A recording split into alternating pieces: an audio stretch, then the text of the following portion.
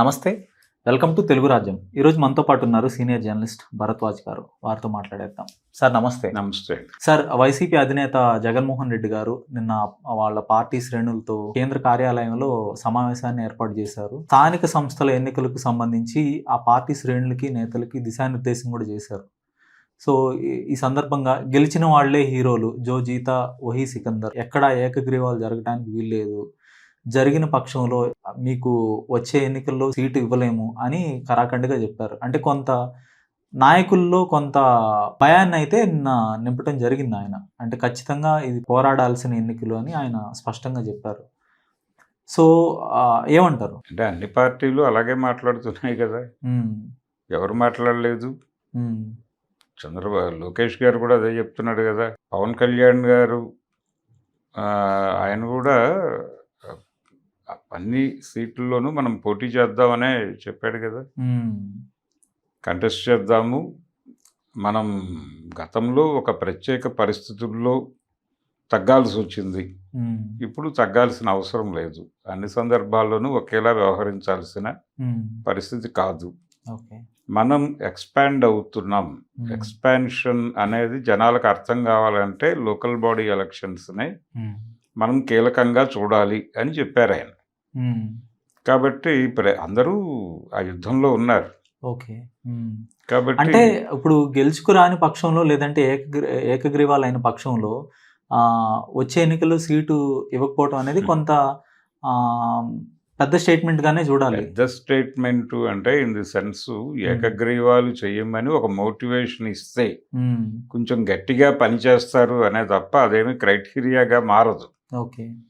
అంటే ఏకగ్రీవాలు అవటం అనేది అంత ఈజీ కాదు. ఎందుకంటే వీళ్ళు పవర్లో ఉన్నప్పుడు కూడా అదే డైలాగ్ అన్నారు.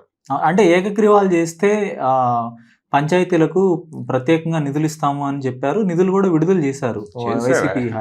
అయిపోయిందండి. అప్పుడు కూడా ఏకగ్రీవాలు చేయమని అడిగారు, ఇప్పుడు కూడా ఏకగ్రీవాలు చేయమని అడుగుతున్నారు. అప్పుడు పవర్ ఉన్నప్పుడు గొడవ వేరు, పవర్ లేదు. ఇప్పుడు అవతల వాళ్ళు బలంగా ఉన్నారు. వీళ్ళకి ఉన్నటువంటి స్థానాలు 11. ఈ 11 స్థానాలు అవతల 21 స్థానాలతో జనసేన వారు సఫకేట్ అవుతున్నారు. 80% మాకే అని చెప్పాడు ఆయన. కాబట్టి ఈసారి ఏకగ్రీవాలు తగ్గుతాయి. అంటే కొంత త్రిముఖ పోటీ ఉండే అవకాశాలు ఉన్నాయి. ఓకే. అంటే జనసేన అసంతృప్తులు కానీ, తెలుగుదేశం అసంతృప్తులు కానీ బయటకు వచ్చి పోటీ చేస్తారంటారు. తెలుగుదేశం అసంతృప్తులు కాదండి. ఇప్పుడు వైఎస్ఆర్సీపీ నుంచి ఒక అభ్యర్థి నిలబడతాడు. ఓకే. తెలుగుదేశం నుంచి గ్యారంటీగా ప్రతి చోట నిలబెడతారు. ప్రతి చోట. ఓకే. అంటే పార్టీ సింబల్తో పోటీ చేసేవి కొన్ని ఉంటాయి, చెయ్యనివి కొన్ని ఉంటాయి. 2 చోట్ల వాళ్ళ అభ్యర్థులు గ్యారంటీగా ఉండి తీరుతారు.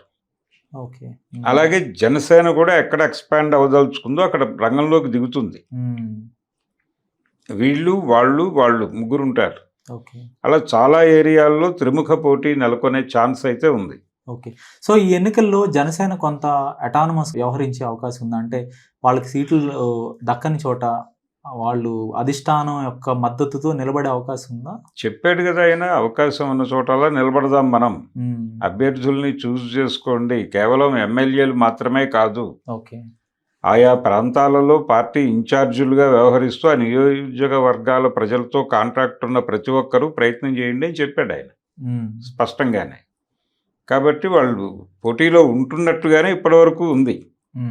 అలాగే లోకేష్ గారు కూడా ఈ ప్రకటన తర్వాత ఆయన తగ్గినట్టుగా ఎక్కడా కనిపించలేదు.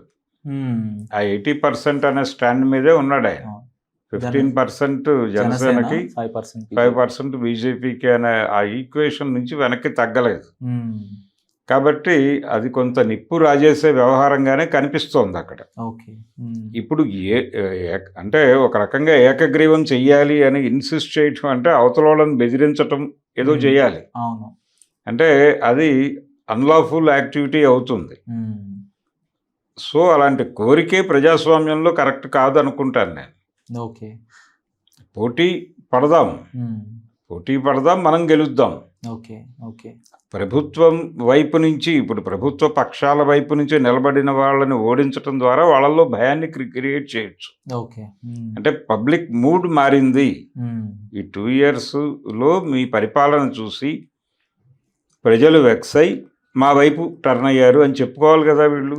ఓకే. దానికి ఏకగ్రీవాలే మార్గం కాదు. హ్మ్. నిలబడి బరిలో గెలిచిన స్థానాలు వాళ్ళు అత్యధిక ఈ ప్రాంతాల్లో గెలుపు సాధించడం ద్వారా ప్రజా తీర్పును గౌరవించి మమ్మల్ని అసెంబ్లీలోకి సగౌరవంగా పిలవండి. హ్మ్. ఇప్పుడు ప్రజలు ఆమోదించారు మమ్మల్నే ప్రధాన ప్రతిపక్షం అని. అవును. మీకంటే ఎక్కువ స్థానాలు గెలుచుకున్నాం మేము ఇక్కడ. హ్మ్. ఒరిజినల్గా ఇప్పుడు మాదే పవర్ అన్న పద్ధతిలో ఒక లాజిక్ డెవలప్ చేసి ఎందుకు యుద్ధం చేయాలని అనుకోడు జగన్మోహన్ రెడ్డి గారు. స్థానిక ఎన్నికల్లో పార్టీలు తమ గుర్తుతో నిలబడబోతున్నాయని తెలుస్తోంది. ఇప్పుడు చంద్రబాబు నాయుడు గారు దానికే సంసిద్ధంగా ఉన్నారు. లోకేష్ మంత్రుల నుంచి కొంత ప్రెజర్ ఉన్నా అలా ఎన్నికలకు వెళ్ళొద్దు, ప్రత్యక్ష ఎన్నికలు వద్దు, పార్టీ గుర్తులతో వద్దు అని చెప్పినా కూడా ఆయన దీనికే సుముఖంగా ఉన్నారని వినిపిస్తుంది. సో ఇది కొంత ప్రతిపక్షానికి అడ్వాంటేజ్ అవుతుంది అంటారు. ఎందుకంటే యాంటీ ఇన్కంబెన్సీ అనేది ఏ ప్రభుత్వానికైనా కామన్ 2 ఏళ్ళు అయినప్పటికీ 2.5 ఏళ్లలో. సో ఏమంటారు, ఇది ప్రతిపక్షానికి కలిసి వస్తుందా లేదంటే ఏమంటారు? ఇబ్బంది పెట్టే అంశమే. ఆ, ఇబ్బంది పెట్టే అంశమే. చాలా విషయాలలో ఒక గందరగోళం ఉంది అక్కడ. ఉమ్, అంటే ఇప్పుడు జనసేనకి కూడా అడ్వాంటేజ్గా మారుతుంది కదా ఇది. వాళ్ళు గ్లాస్ గుర్తుతోనే పోటీ చేస్తారు. ఉమ్, గ్లాస్ చూడగానే ఇతను పవన్ కళ్యాణ్ అభ్యర్థి అనేది డైజెస్ట్ అవుతుంది కదా జనాలకి. ఉమ్, ఈయన వెళ్ళి ప్రచారం చేసినా చేయకపోయినా. అవును, ఉమ్, అందుకని కాకపోతే ఏంటంటే ఇప్పుడు కార్పొరేషన్ ఎలక్షన్ ఎలాగూ పార్టీ సింబల్తోనే జరుగుతాయి. ఉమ్, మున్సిపాలిటీలు కూడా అలాగే జరుగుతున్నాయి. అవును, మీకు వచ్చి ప్రాబ్లం వల్ల గ్రామాల్లో సర్పంచ్ ఓటింగు, అక్కడ పంచాయతీ నిర్మాణంలో పోలయ్యేటువంటి ఓట్లకే అది లేదు. ఉమ్, అది కూడా తీసుకురమ్మని వీళ్ళ కోరిక, ఓకే, చంద్రబాబు గారి కోరిక. అది జరిగితే మంచిదని వీళ్ళు కూడా అనుకుంటున్నారు. ఉమ్, ఓకే, అయితే గుర్తులలో ఏముంది, జనాలకు అందరూ తెలుసు కదా ఎవరు ఏమిటో. అవును, అగ్గిపెట్టె గుర్తులో నిలబడ్డటువంటి వ్యక్తి కాంగ్రెస్ ఓడు అనే విషయం వాళ్ళకి తెలుసు కదా. ఉమ్, అదే అభ్యర్థి అంతకుముందు పాలపెట్ట గుర్తుతోనో మరో గుర్తుతోనో నిలబడి ఉంటాడు అక్కడ. ఓకే, అయినప్పటికీ అభ్యర్థులు ఎవరేమిటో తెలిసే ఓట్లేస్తారుగా. ఉమ్, గుర్తులు ఉండవు కానీ ప్రజలు ఓటేసేది పార్టీకే. ఓకే.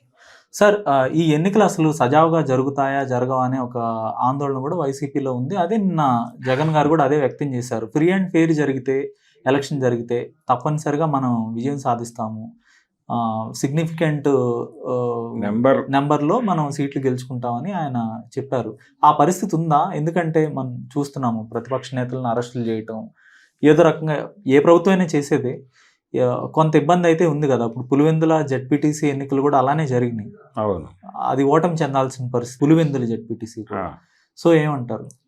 అంటే ఫెయిర్గా జరపాలి అనే దానికి ముందుగా వీళ్ళు ప్రయత్నం జరగాలి. అంటే ప్రతి ప్రాంతంలోనూ మీరు వెళ్ళి మీ లోకల్ క్యాడర్తో సమావేశాలు నిర్వహించండి. అక్కడ లోకల్ ఇష్యూస్ మీద జనాల్ని కూర్చోబెట్టి మాట్లాడుతూ మేము ఈసారి ఈ పద్ధతుల్లో పోటీ చేయబోతున్నాం అనేది రూటెడ్గా జనంలోకి తీసుకెళ్ళాలి. ఓకే, తీసుకెళ్ళగలిగితే వాళ్ళు చేయగలిగింది ఏం లేదు. ప్రజాబలాన్ని ముందే కూడగట్టాలి. అప్పుడు కొంత ఫెయిర్ ఎలక్షన్ జరపడానికి అవకాశం ఉంటుంది. ఎన్నికల్లో అక్రమాలకు పాల్పడే ఛాన్స్ ఉంది కాబట్టి అప్రమత్తంగా ఉండండి అని జనాల్ని అలర్ట్ చేసుకుంటూ వీళ్ళు కార్యక్రమం మొదలుపెట్టేయచ్చు. ఇప్పుడు ఇదేదో శాంతి భద్రతల సమస్యగా మార్చి ఎన్నికల్ని వాయిదా వేయటము, ప్రతిపక్షం మీద నిందేసి ఎన్నికలని అవాయిడ్ చేయటము, ఏదో ఒకటి చేసే ప్రయత్నాల్లో ప్రభుత్వం ఉంది, పెద్దలు ఉన్నారు అని మీరు ఈ రోజు నుంచే క్యాంపెయినింగ్ మొదలు పెట్టండి. ఓకే, మీరు స్ట్రెంగ్త్ అవుతారు కదా జనాల్లో. సార్, 2021 స్థానిక ఎన్నికలు జరిగాయి 5 ఏళ్ల క్రితం. సో దాదాపుగా 90% సీట్లన్నీ కూడా వీళ్ళే గెలిచారు. కార్పొరేషన్ అయితే స్వీప్ చేసేసారు మొత్తం, కార్పొరేషన్లు మున్సిపాలిటీలు అన్నీ కూడా. బట్ అక్కడి నుంచే వైసీపీకి కొంత వ్యతిరేకత మొదలైంది ప్రభుత్వ ఉద్యోగుల నుంచి కానీ. అంటే ఈ గెలుపును కూడా ప్రజలు పట్టించుకోలేదు. అక్కడి నుంచే స్లోగా 2024 ఎన్నికల్లో ఓటమికి బీజాలు పడ్డాయి అనేది ఒక వాదన ఉంది. సో ఇప్పుడు టీడీపీ కూడా అదే స్థాయిలో గెలిచినా కూడా అది రేపు ఎన్నికల్ని ప్రభావితం చేయలేదు లేదు అనేది. లేదు అంటే జనరల్గా ఒక లోకల్ బాడీ ఎలక్షన్స్లో నిర్ణయం అధికార పార్టీకి అనుకూలంగానే రావటం అనేది సాంప్రదాయమే. ఉమ్, అంటే నిధులు తెచ్చుకోగలుగుతారు అధికార పార్టీని గెలిపిస్తే ఉమ్, అనే అభిప్రాయం ప్రజలలో ఉండటం వలన ఇలాంటిది జరుగుతుంది. ఓకే. కనుక కొంత ఎడ్జ్ ఉంటే ఉండొచ్చు, ఉమ్, టీడీపీకో లేకపోతే జనసేనకో ఒక ఎడ్జ్ ఉంటే ఉండొచ్చు. ఓకే. కానీ వీళ్ళు ఫోకస్ చేసి రూటెడ్గా పనిచేయటం ద్వారా ప్రజలలో పర్టికులర్గా మీకున్నటువంటి వ్యతిరేకతని వ్యక్తం చేసి ఉమ్, ప్రభుత్వాన్ని ప్రజలకు అనుకూలంగా మలుచుకోవటానికి ఇది అవకాశం ఓకే. అనేది వీళ్ళు గనక జనంలోకి తీసుకెళ్ళగలిగితే, ఉమ్, అంటే మీరు ఆ రోజున ఓటేశారు, గెలిపించుకున్నారు, గెలిపించిన తర్వాత వారు చేసినటువంటి పనులు మీకు సంతృప్తికరంగా అనిపించకపోతే ఓకే. మీ నిరసనని ప్రకటించడానికి దీన్ని ఒక అవకాశంగా తీసుకొని ఉమ్, ఓటేయండి ఓకే.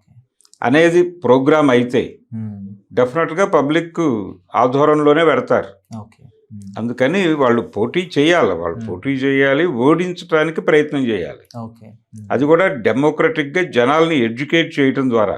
ఉమ్, మీరు నిధులు వస్తాయనో లేకపోతే మరొకటనో అధికార పార్టీని గెలిపించేస్తే వాళ్ళే చూసుకుంటారు అని అనుకోవద్దు అనేది కాన్షియస్గా చెప్పాలి. ఓకే. ఎందుకంటే అసలు స్టేట్ గవర్నమెంటే మీకేమీ చేయలే. ఉమ్, మరి ఇప్పుడు కొత్తగా మీరేదో వీళ్ళని గెలిపించి ఏం సాధిస్తారు ఓకే. ఉమ్, అనేది గనక చేయగలిగితే, అంటే మీరు అన్న రెండో అంశం ఏంటంటే ఉమ్, ఇప్పుడు టీడీపీయే గెలిచేస్తే అన్ని ఉమ్, యాక్చువల్ సీన్ ప్రకారం ఉమ్, గెలిచేస్తే అప్పటికి భ్రష్టు పట్టిపోతారు కదా ఉమ్, జనరల్ ఎలక్షన్ టైంకి, అప్పుడు వైసీపీకి గెలవడానికి స్కోప్ ఉంటుందేమో. ఉమ్. గతంలో వైసీపీకి అలాగే జరిగింది అనడం ద్వారా ఇది ఎక్స్పెక్ట్ చేస్తున్నట్టుగా నాకు అంటే అర్థమైంది. కొంచెం ఓవర్ కాన్ఫిడెన్స్ అనేది ఎక్కువైపోతుంది. ఇప్పుడు ఆ ఎన్నికలే వైసీపీలో ఒక ఓవర్ కాన్ఫిడెన్స్ కి వెళ్ళటానికి కారణమయ్యాయి. ఆ, అది ఒకటే కాదండి, రకరకాల అంశాలు ఉన్నాయి ఆ ఎన్నికల్లో ఓటమికి. ఓకే. అనేక అంశాలు కారణాలు ఉన్నాయి, కానీ ఓకే. ఇదే కాదు. ఉమ్, ఇది కూడా కొంత యాడ్ చేస్తే చేసి ఉండొచ్చు. ఉమ్, ఇప్పుడు కూడా అలాగే మాట్లాడుతున్నాడు ఆయన, అదే ఏకగ్రీవాలు ఆపాలి అని. ఉమ్, ఏకగ్రీవాలు ఆపాలి అనేది యుద్ధమే. ఉమ్, ఆ యుద్ధం చెయ్యాలి, ఆ యుద్ధం చెయ్యాలి, వాళ్ళు పోటీ చేయాలి, వీళ్ళు పోటీ చేయాలి, వీళ్ళు గెలవాలి. ఉమ్, అవును. ఆ గెలుపుని సాకారం చేసుకోవటానికి ఏం చెయ్యాలి అనేది ఆలోచించాలి. ఓకే.